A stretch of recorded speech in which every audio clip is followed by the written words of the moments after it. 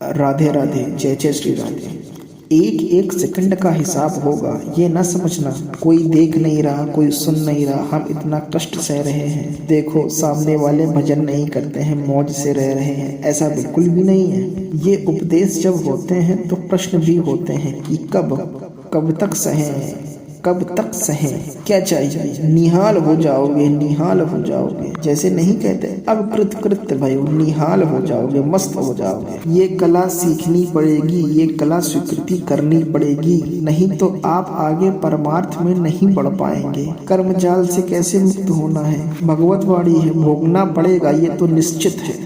अब कोई ऐसा उपाय कि हम इन कर्मों के जाल से मुक्त हो सके। भगवान कह रहे हैं कि जो भी आपके द्वारा हो रहा है, पहली बात तो ये है कि जो भी कर्म हो रहा है वो प्रमाणित होना चाहिए, गुरुजनों के द्वारा शास्त्र सम्मत। मनमानी आचरणों की यहाँ चर्चा नहीं हो रही है। यहाँ जो है तस्मात् शास्त्रम प्रमाणम दे। आपका कोई भी कार्य, आपके द्वारा किया गया कोई भी कृत्य बिना प्रमाण वाला नहीं होना चाहिए, प्रमाणिक होना चाहिए, मनमानिक नहीं होना चाहिए, उसका प्रमाण होना चाहिए। किसी संत ने कहा है, किसी साधु ने कहा है, किसी महात्मा ने कहा है, किसी आचार्य ने कहा है, किसी गुरुदेव ने कहा है, किसी भक्त ने कहा है, ऐसा हमारे बुजुर्गों ने कहा है। कुछ भी प्रमाणित होना चाहिए। अब उस कर्म का अनुष्ठान करते समय हमारे हृदय में लाभ की विशेष आकांक्षा होती है, कर्म की सफलता की विशेष आकांक्षा होती है। अगर आप प्रभु की इस वाणी को नहीं मानेंगे तो बहुत धोखा हो जाएगा, बहुत गलती हो जाएगी। देखिए सबको लाभ है इसमें।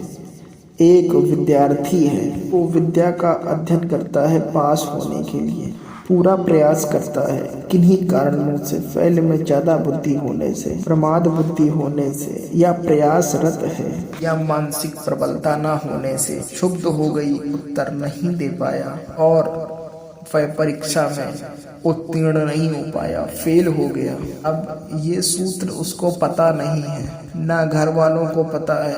अब वो उससे बोलते हैं कि इतना रुपया लगाया है, इतनी फीस भरी है और तू फेल हो गया है। मानसिक तौर पर उसके ऊपर दबाव डालते हैं। वो शास्त्र ज्ञान से रहित, विवेक रहित बालक की, वो विवेकहीन बालक विचार करता है कि घर वाले भी हमसे असंतुष्ट हैं, पास भी नहीं हो पाया, अब क्या करें? तो सोचता है कि मृत्यु ही अच्छी है, मर जाना ही भला है। देखो कई सारी ऐसी घटनाएं सुनने को मिलती हैं कि अमुक विद्यार्थी फेल हुआ और उसने आत्महत्या को गले लगा लिया, मतलब आत्महत्या कर ली। ऐसा उस बच्चे से या ऐसा उस बालक से क्यों हुआ?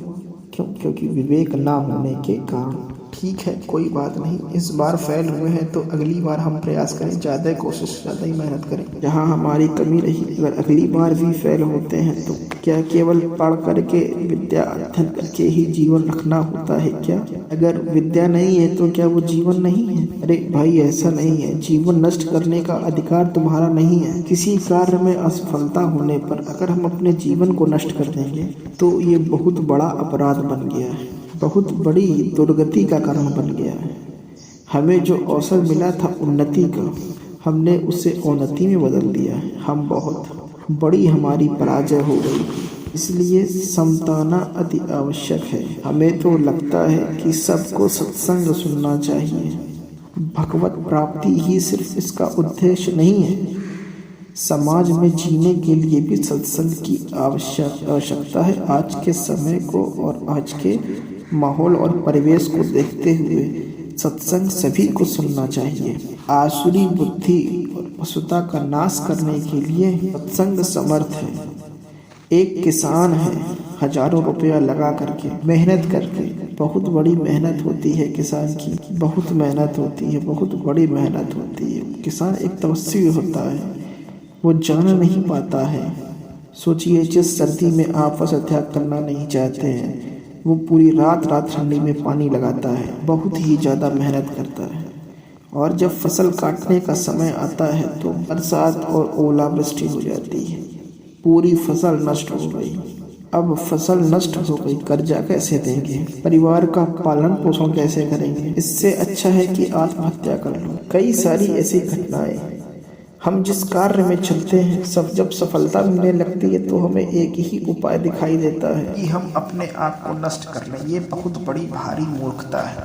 ये जो प्रभु उपदेश कर रहे हैं सबके मंगल के लिए उपदेश कर रहे हैं। हमारा ब्याह हुआ, हमारी भावना में जो जैसी पत्नी थी वैसी नहीं मिली। हम जो सफलता चाहते थे इस क्रिया में वो सफलता द्वेष अर्थात विषमता आ गई। कैसे कैसे पापाचरण होने लगते हैं, कैसे कैसे पीछे कितनी ऐसी घटनाएं सुनने को मिलती हैं। राक्षसी बुद्धि, ये केवल विरागियों के लिए, संतों के लिए और महाजनों के लिए सत्संग होता है, ऐसा बिल्कुल भी नहीं। ये सत्संग ऐसी मति बना देगा कि आप समाज में रहते हुए भी कि आनंद पूर्वक आप सबको आनंद प्रदान करने वाले बन जाएंगे। राधे राधे, जय जय श्री।